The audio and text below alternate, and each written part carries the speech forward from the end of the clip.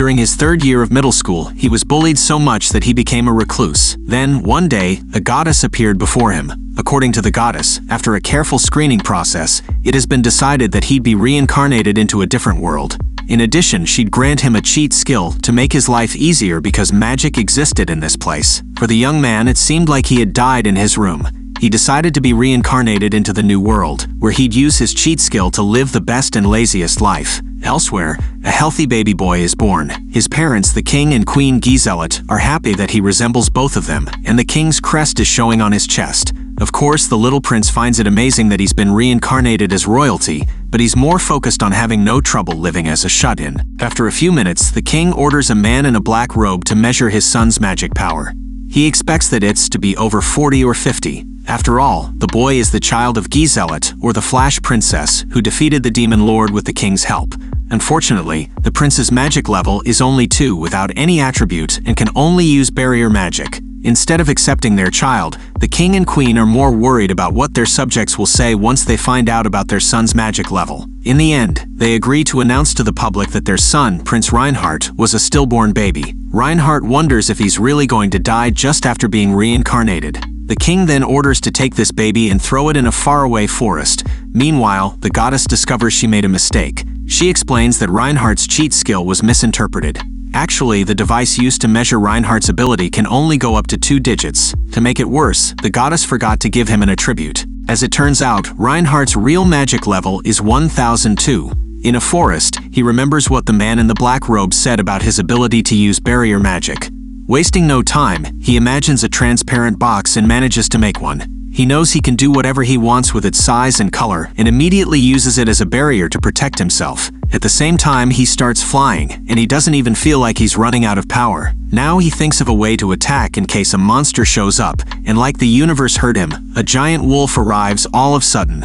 The wolf tries to swallow the prince whole, only to bite into the strong barrier. He has no intention of letting the giant wolf attack again, so he makes small transparent boxes and hurls them at the creature. But since the boxes didn't do much damage, he is forced to uproot a few trees and throw them at the wolf. The wolf gets hurt this time, but in just a matter of seconds, it gets back up again. With all his might, he lifts a piece of land and prepares to drop it on the giant wolf. But surprisingly, the wolf cries out that it wants to yield.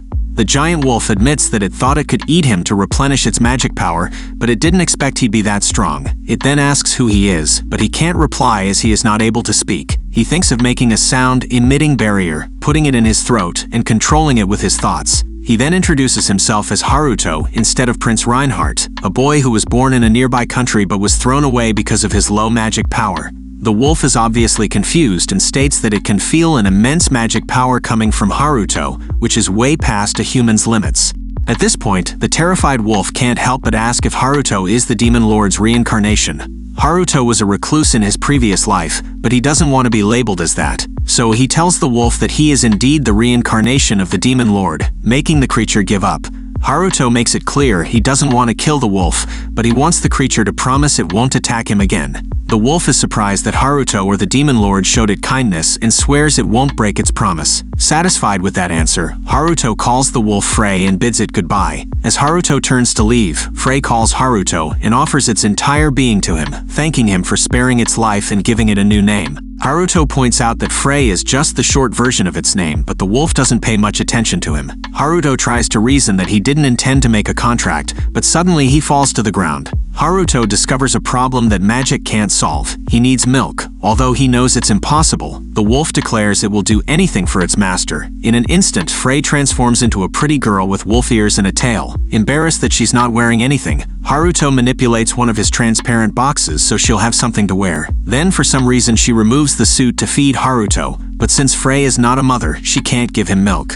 Later, their conversation gets interrupted when Frey hears someone coming. She asks Haruto if she should kill whoever that is, but he wants to talk to that person. Thanks to a small transparent box that acts as a phone, Haruto and Frey have no problem communicating with each other without being heard by others. Soon, Frey comes face to face with a man carrying a warhammer.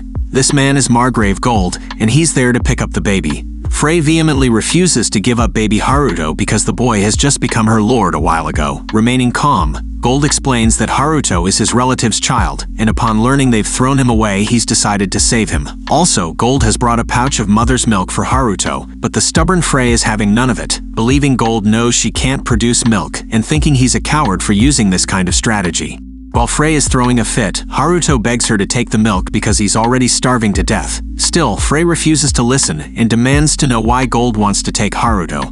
He reveals that his wife had carried a child before, but it was born dead. Haruto was thrown away because his parents thought he had a low magic level, but for Gold, that kind of thing is not important. He just wants the child to enjoy life. Frey can't help but sob upon hearing Gold's account. To fix their problem, Gold makes a deal with Frey that if she wants to have Haruto as her lord, she'll have to work as a personal attendant for him. Frey doesn't argue anymore, and with that, their deal has been sealed. Afterward, Frey carries Haruto so Gold can destroy his carry cot and drip the baby cloth with blood to fake Haruto's death. 9 years later, Haruto has turned into a beautiful young boy who considers Gold his father, his wife Natalia his mother, and their daughter Charlotte as his sister. At the same time, Frey serves the family as a maid. That morning, as Haruto sits at the table to have breakfast, he thinks about his original plan of leaving the residence when he was still a baby. However, the kindness of the people around him made him unconsciously want to stay a bit longer than he'd intended. His only concern is Charlotte, who's always been afraid of him. Although Frey is working as a maid in that castle, she casually talks to Gold and says whatever she likes. But what's surprising is that Charlotte's very attached to her. Charlotte always wants to play with Frey, but she makes it clear that Haruto is her priority. Haruto orders to play with her, and Frey has no choice but to follow. Outside, Charlotte plays with Frey while Haruto quietly watches by the window. Natalia notices him and gives him a clue that Charlotte is probably avoiding him because she doesn't know how to deal with a boy who is close to her age. Natalia asks Haruto to give Charlotte a gift. She believes that will change the girl's opinion about Haruto if he does something a big brother would do. When Haruto goes to his bedroom, he inspects the copy robot he made. With this robot, no one will be sad once he leaves. Unfortunately, the robot still can't talk, yet he needs to make a Frey robot as well. Suddenly, Gold knocks on the door, asking Haruto to come with him. Gold expresses his desire to teach Haruto how to use the sword. According to Gold, Haruto's magic level is extremely low, which is why he must improve his other aspects. Haruto reasons for researching magic, which deep in his heart he just wants to shut himself up. When he tries to leave, Gold stops him and demands to see what he can do with the sword. With no other choice, Haruto accepts the sword his father gives him and prepares for a fight. Gold is known as the earth-shattering warhammer, so Haruto knows that landing a single hit on him is impossible. For now, Haruto resorts to covering his physical strength with a barrier. Haruto comes at his father and swings his sword, but he manages to avoid his attack and Haruto's sword hits the ground and breaks. This is because he forgot to put a barrier on the sword. Gold can't believe what he just witnessed, but he chooses to let it go and warns his son to avoid his strike. Without breaking a sweat, Haruto leaps into the air and lands behind Gold, surprising his father that he missed. Gold informs Haruto that his opponents can't avoid his attack unless they're level 30 or more. The truth is, something's been bothering Haruto too. He created a measuring device to see if his magic level was around 100 or 200. It was said that the highest capacity in human history was 77, so Haruto believes there can't be someone who has a 4-digit capacity. That only means his magic level really is 2. In his study that night, Gold finishes writing a letter and shares with Natalia that he practiced sword fighting with Haruto earlier. He also casually tells his wife that their son might be a demonic being.